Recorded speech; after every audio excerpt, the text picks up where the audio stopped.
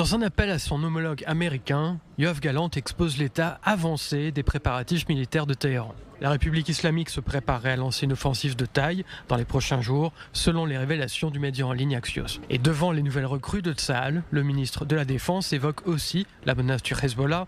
Le message prononcé devant les nouveaux soldats à Tel HaShomer devrait résonner jusque dans le QG libanais d'Hassan Nasrallah. Nos ennemis menacent de nous nuire comme ils ne l'ont jamais fait auparavant.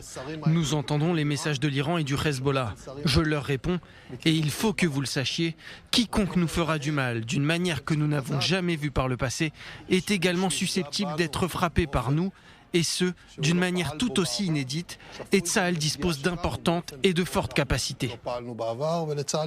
Aux capacités militaires d'Israël s'ajoutent à des fins défensives d'importants bâtiments de combat de la marine américaine.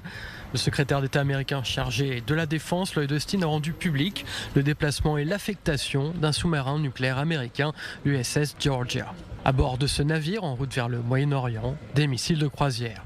Ce type d'information est rarement rendu public. Le porte-avions américain Abraham Lincoln, un gigantesque navire à propulsion nucléaire qui transporte des F-35, a reçu l'ordre d'accélérer son arrivée au Moyen-Orient. Ce renforcement du dispositif militaire de soutien américain illustre les propos tenus par Lloyd Austin à Yoav Gallant sur l'engagement américain de prendre toutes les mesures possibles pour protéger Israël.